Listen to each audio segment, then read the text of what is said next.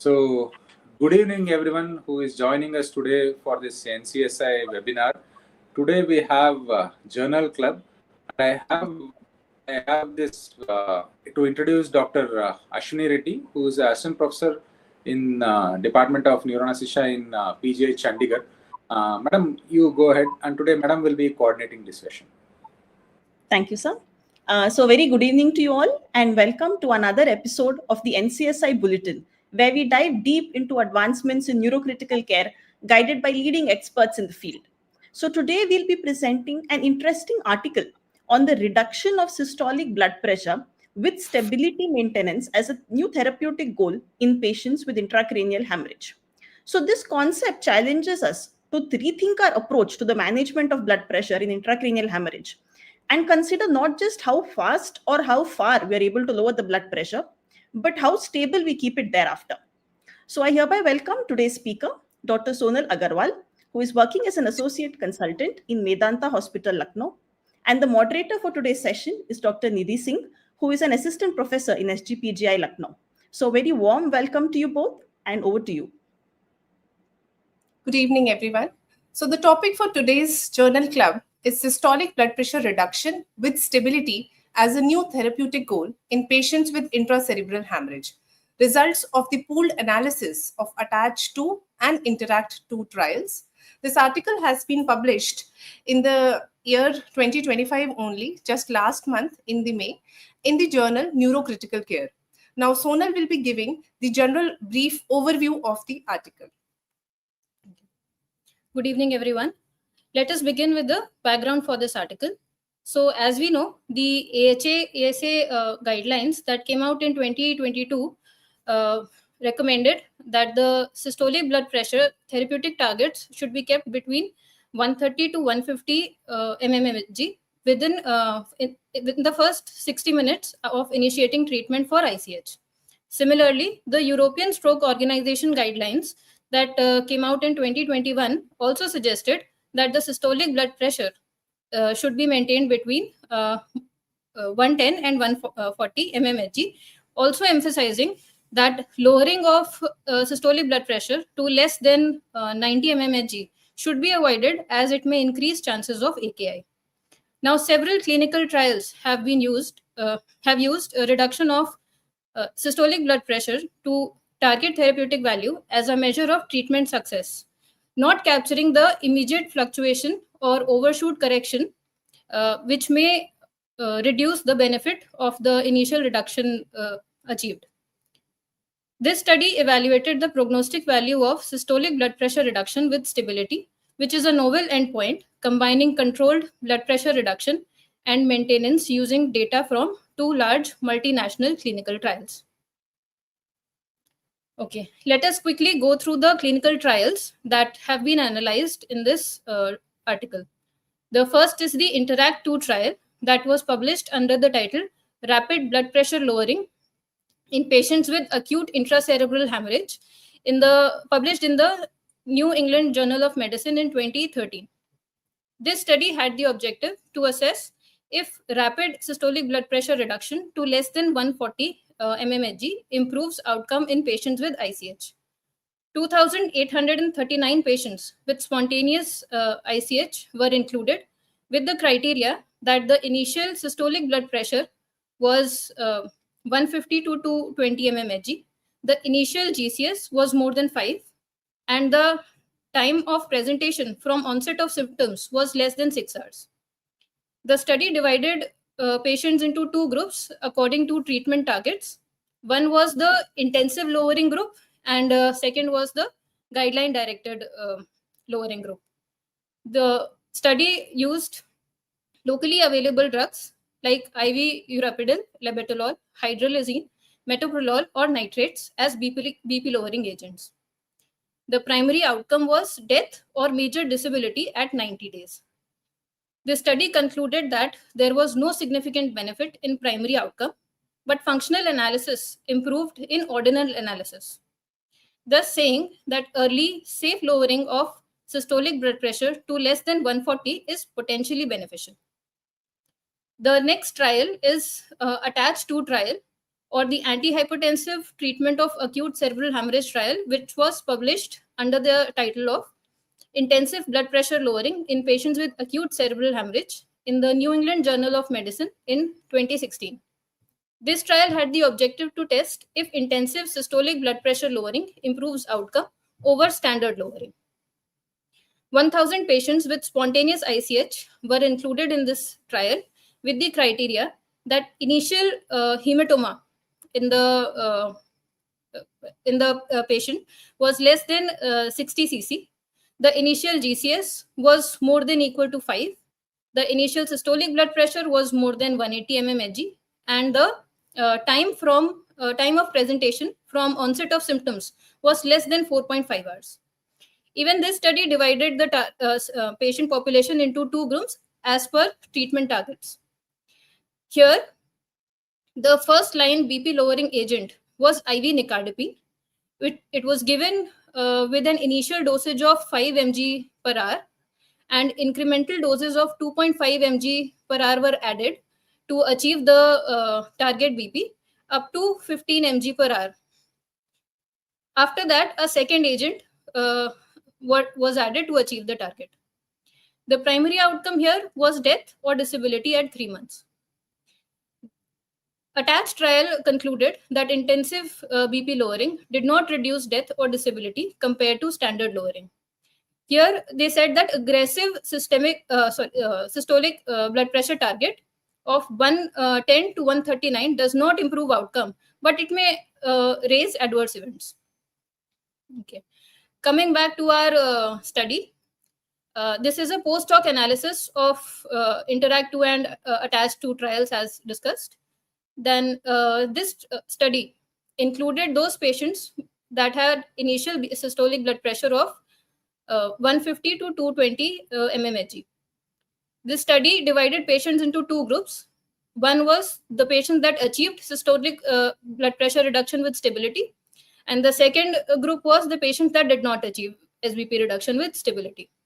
Now, SBP reduction with stability, they defined it as reduction of systolic blood pressure to the target of 130 to 150 mmHg achieved within first hour of presentation, and maintenance of this blood pressure for 2 consecutive readings, which were taken 15 minutes apart. Okay. Serial neurological examinations were performed on patients for 24 hours, and an increase in NIHS score by 4 or a decrease of GCS by 2 was termed as early neurological deterioration. A CT head was done at 24 hours, and a relative increase of 33% size in the hematoma volume was termed as hematoma expansion. The follow-up of these patients were done either telephonically or in person at 30 days. And at 90 days, an in-person clinical evaluation was done. The primary outcome of this study was functional independence at 90 days. At 90 days, the patients or the caregivers also filled a European Quality of Life, which is a 5-dimension questionnaire. For the statistical analysis, chi-square test and Fisher exact tests were used for categorical variables, and analysis of variance was used for continuous variables.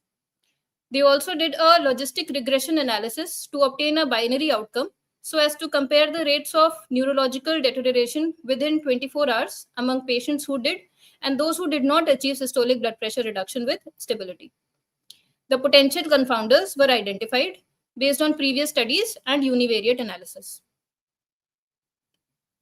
The exploratory analysis were performed to see the effect of systolic blood pressure reduction with stability in patients with hematoma expansion. Here, in whichever patients where the volume was available. Also, exploratory analysis was performed in patients with systolic blood pressure of more than 220 mmHg, which prior to randomization. Then, population at risk percentage was calculated to assess the impact of systolic blood pressure reduction with stability on functional independence at 90 days.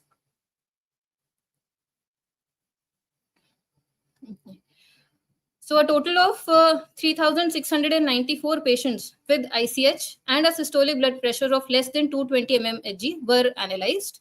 2,781 from Interact 2 trial and 913 from Attach 2 trial. From these, 1,061 patients achieved systolic blood pressure reduction with stability within the first hour of randomization. And only 732 from that maintained the stability for the remainder of the first hour. So this table shows us the baseline characteristics of the two groups that we have in the study: the patients who achieved systolic blood pressure reduction with stability and the patients who did not achieve systolic blood pressure reduction with stability. So we can see that there was no significant difference in the patient population with respect to age, sex, race, or the time interval between symptom onset and randomization. Few of the baseline characteristics were significant though, like the initial systolic blood pressure at presentation. More patients with systolic blood pressure less than 180 were able to achieve systolic blood pressure reduction with stability. More patients with deep located ICH were able to achieve the target with stability.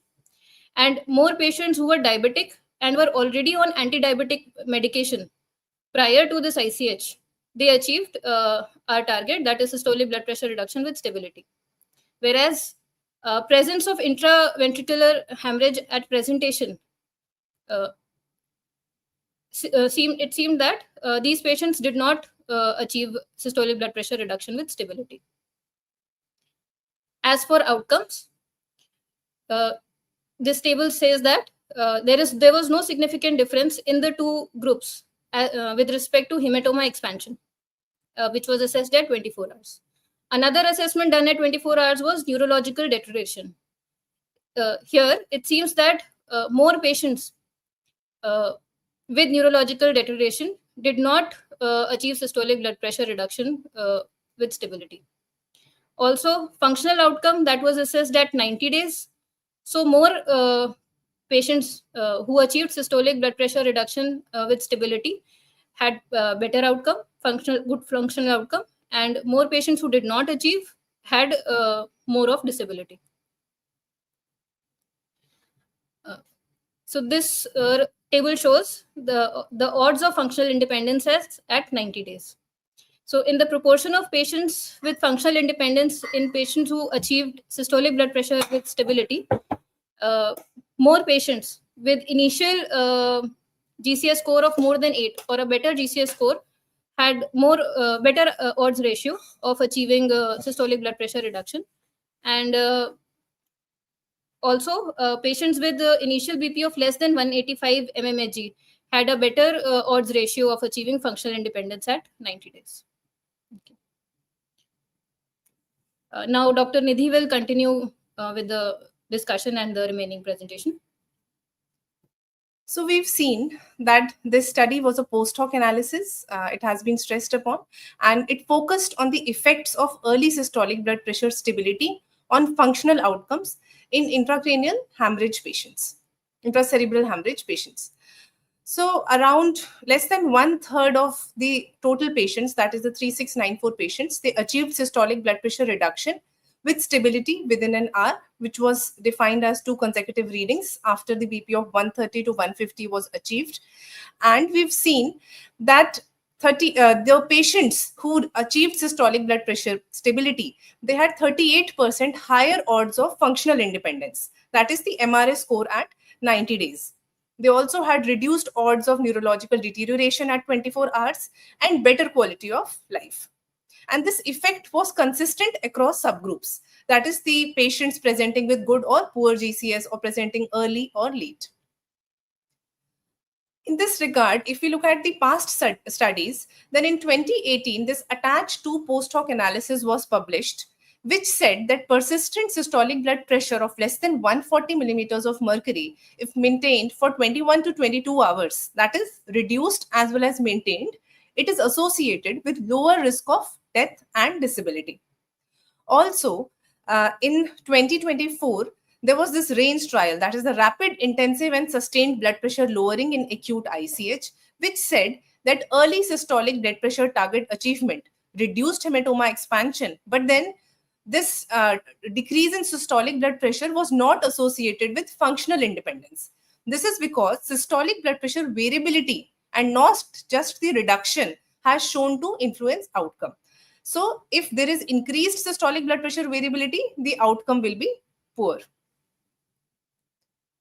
The mechanism which the authors have suggested is that maybe it is because of the less chances of secondary injury, that is edema, inflammation, or apoptosis. At the time of ICH, there is a metabolic chaos in the brain. And when the BP spikes ups and downs, it stirs this chaos. And by trying to keeping it stable, we are trying to shield the brain from these adverse effects. So there is lower perihematomal edema with systolic blood pressure stability. Also in this study, no significant difference in hematoma expansion was found. The authors have acknowledged that systolic blood pressure stability was not a pre-specified endpoint in this trial. And in patients who achieved systolic blood pressure stability, they had more favorable characteristics. That is, they had smaller hematoma and they had less IVH. They've also adjusted for known confounders, but causal inference is still limited. That is, we are still not sure that whether it is systolic blood pressure stability only which has led to good outcomes. Population attributable risk has been used to quantify the benefit achieved with systolic blood pressure stability. So, population attributable risk is the proportion of functional independence which we achieve additional when systolic blood pressure stability is achieved. So if 30% of patients achieve systolic blood pressure stability, then there are 8% higher chances and additional chances of functional independence. This highlights a very important population-wide impact. And mind it, these are not only numbers. It means more number of patients walking, talking, and actually returning to their normal lives. The limitations of this study is, yes, it is a post hoc design. These aims were not pre-specified. It has limited generalizability to patients with hematoma which are larger size or GCS less than 8 patients. And only a subset of patients had the 24-hour CT available to assess for hematoma expansion. Benefit was observed in case of subgroup analysis in patients who were good grade, that is, who had GCS more than 8. Systolic blood pressure, the initial systolic blood pressure was lower in the range of 185. And also, although a smaller effect size, the benefit was evident in patients with larger hematomas more than 30 ml. However, no benefit could be seen in patients with systolic blood pressure more than 220. So if we look into the future directions, then there are multiple ongoing trials, of which this CLEVER ICH trial, in which clebidipine has been used as an antihypertensive agent, and it also looks at the systolic blood pressure stability as the primary outcome. So once the results of this trial are out, we'll be having more evidence on this systolic blood pressure stability. The clinical implications of this analysis is that, yes, it aligns with the AHA-ASA guidelines, which already says to keep the systolic blood pressure less than 140. And in fact, not only reduction of blood pressure, it nudges us to go a step further. That is, suggests including stability.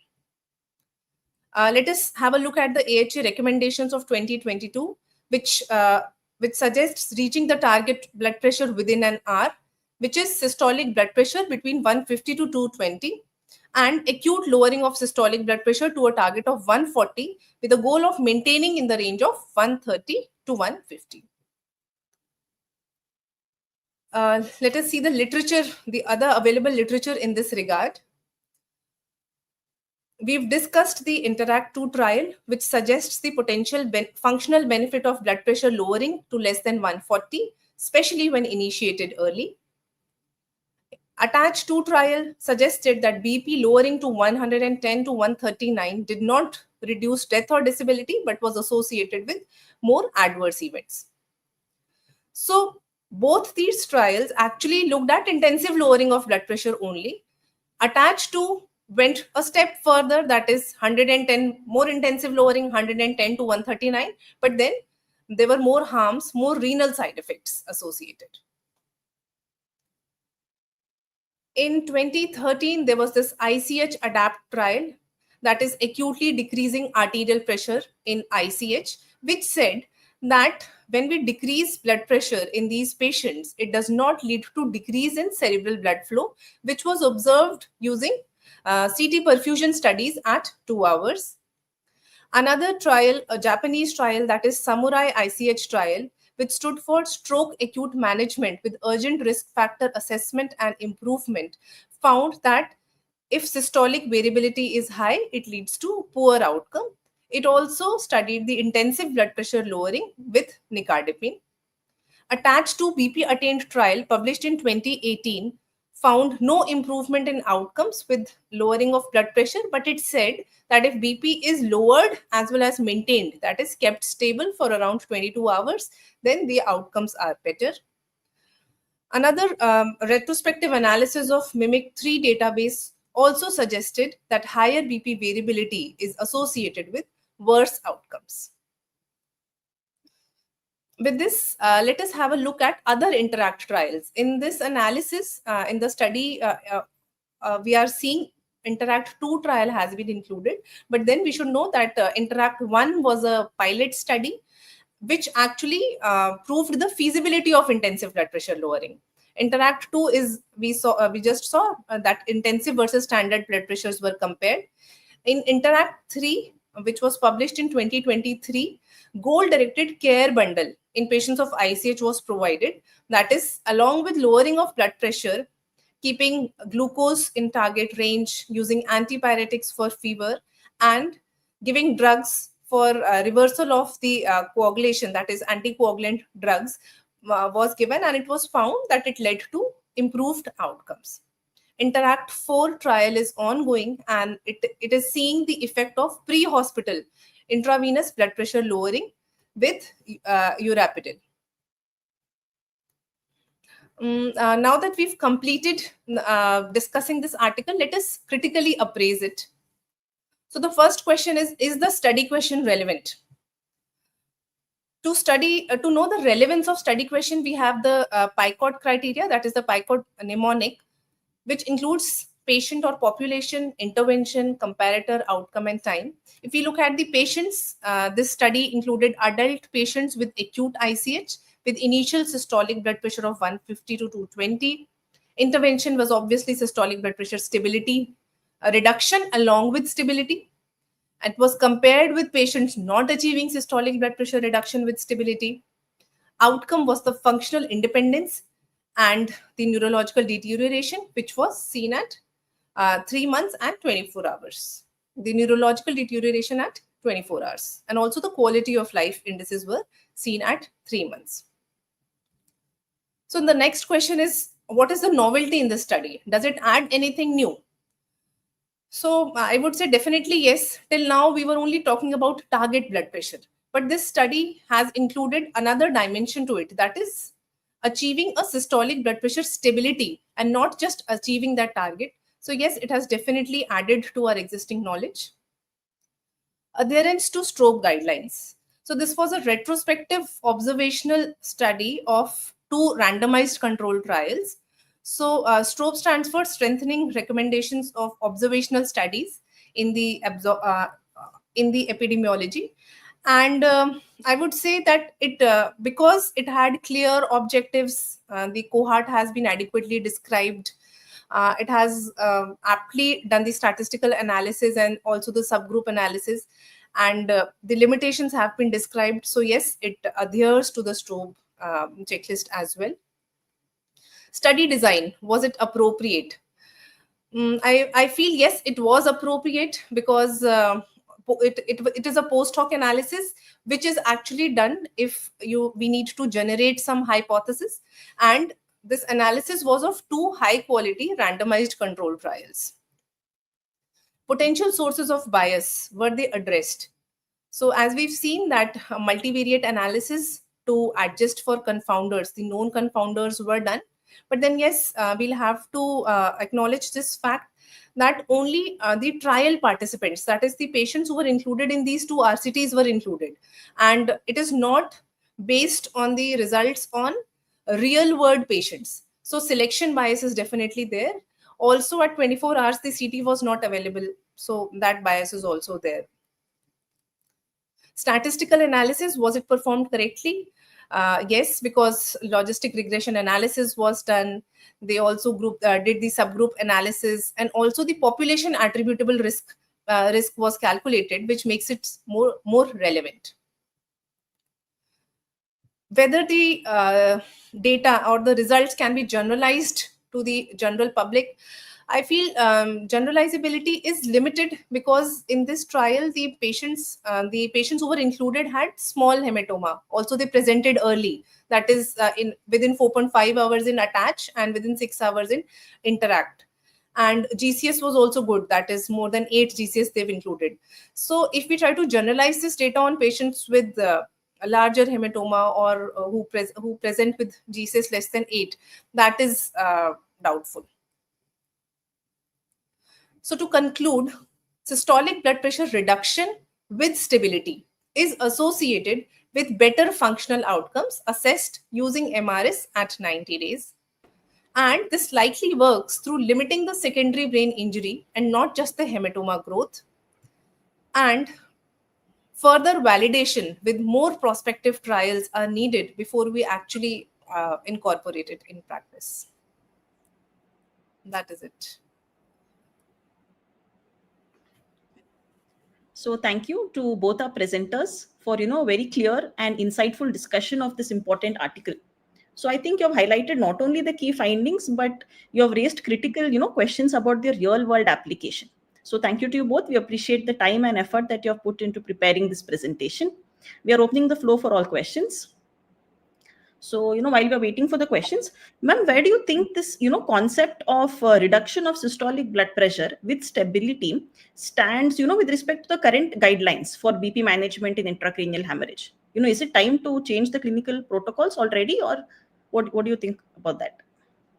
Yeah, Ashwini, I think it would be too early to say that it would change the guidelines or protocol. But yes, as I said, it has definitely added a new dimension or new understanding to the previous one. Like, because the results are just hypothesis generating. So the evidence is compelling, but yes, maybe within few years, maybe we see a change in guidelines also. But as of now, we can be more mindful of the BP fluctuations, and yes, we can target systolic blood pressure stability. It looks reasonable as well, isn't it? True. I agree. But I think it needs more prospective trials going ahead. Yeah, And true. another way to look at this concept I was thinking could be, could the stability of systolic blood pressure be a marker, rather than a cause of good functional outcome? I think the authors have also tried to, touch upon this concept in their discussion. So what are you asking? Marker as compared to? The reduction of SBP with maintenance of stability, could that be a marker, rather than a cause of good functional outcome? Yeah, definitely, Dr. Ashwini. I feel, yes, authors have said that we have to take this, that because the patients who were included in this trial, that is, initially the patients were there, they were good grade patients. So maybe the patients, they were healthy to begin with only.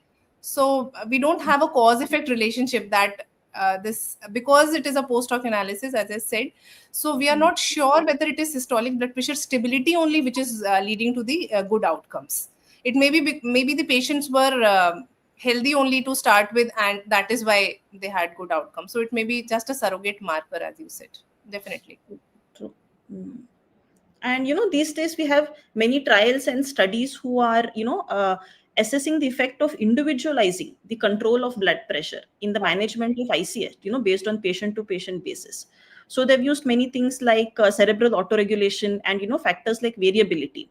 So how feasible do you think is continuous autoregulation guided control of the blood pressure, especially in centers in India? Yeah, definitely, Ashwini. You've added an important point that autoregulation guided management makes sense, because then we don't have a target blood pressure for one size doesn't fit all. Like we don't have one specific blood pressure, and actually we can look at the autoregulation of the patient, the status of the autoregulation, and then that way we can target the blood pressure. But then in India or in resource limited settings, I think it is too early because of the cost issue, expertise, and the availability of the instruments, I feel. So in resource limit constrained settings, I think it is too early to begin with auto-regulation guided. But yes, in coming times, it can be there. Can be there. Okay. Yeah. So we have an input from Dr. Ketan. So Dr. Ketan says, very well presented, Dr. Sonal and Nidhi. And I think sir is answering a question. He says a study which looks at the non-inferior outcomes would be helpful. I think Yes. this was the answer to the previous question, that SBP reduction could be a marker rather than the goal. So he says, I think we could plan a prospective trial which looks at the non-inferior outcomes to assess that concept. So Yes, definitely. we have another question from Dr. Anshita Dabur. She asks, why wasn't hematoma expansion different amongst both the groups? Yeah, I think that's a very good question. So why wasn't it, different between two groups which had good functional outcome and who achieved SBP reduction with stability versus the group that didn't? Yes, Ashwini, in this study, I stressed upon this fact. Actually, in this study, they didn't have, because this was not planned previously, and it was just analyzed after the RCTs were done. So the 24-hour CT was not actually available for all patients. Only in around 1,000 to 1,200 patients they had this CT. So they didn't find that amongst group the hematoma expansion was different. That is why they've proposed that actually the mechanism of this effect, the good effect of systolic blood pressure stability, is maybe some effect on reduction of the secondary adverse effects rather than the reduction of the hematoma expansion. So because it was not available, so we don't know, maybe if we have larger number of patients or more prospective trials are there, then we may find a difference in hematoma expansion also. And another point is that this hematoma expansion, actually we see it very early, like after ICH occurs, within first 6 hours this hemorrhage occurs and hematoma expansion makes sense. And as such, in these studies, patients were included after 4.5 hours to 6 hours. So maybe that is the reason why hematoma expansion wasn't different, and still the good effects were there because of this reduction in the secondary injury. True. And another query about the subgroup findings. They found better outcomes in patients with better GCS and whose blood pressure at presentation was less than 185 SBP. So do you think we should tailor the BP targets based on severity? Should we tailor all the targets based on the severity? Yes, Ashwini, it is similar. Like if they've extrapolated, it was an exploratory analysis that they did, that in patients who present less than 3 hours or more than 3 hours, or in patients who have good GCS more than 8, or initial systolic blood pressure less than 180, as you said, in these patients the outcome was good. So yes, we may tailor, and also in further prospective trials, we may have a better evidence for it. But as of now, it was just in the exploratory analysis that they found that the effect was beneficial amongst these subgroups. True. Okay. So if we have no other questions, we have another question from Dr. Bharat. So if the drugs administered were similar between the groups, the observation of systolic blood pressure stability is more indicative of the patient's status rather than the treatment benefit. So what is it that drugs They've asked- administered were not similar between the groups? Yeah, that's an important point. Although, the pharmacological agents that they used. The trials actually used different drugs, both trials. Only guideline directed or nicardipine was used in attached trial, but here the analysis that we have done or the study Amongst has done. group, yes, it was. Amongst group, yes, it It was was similar.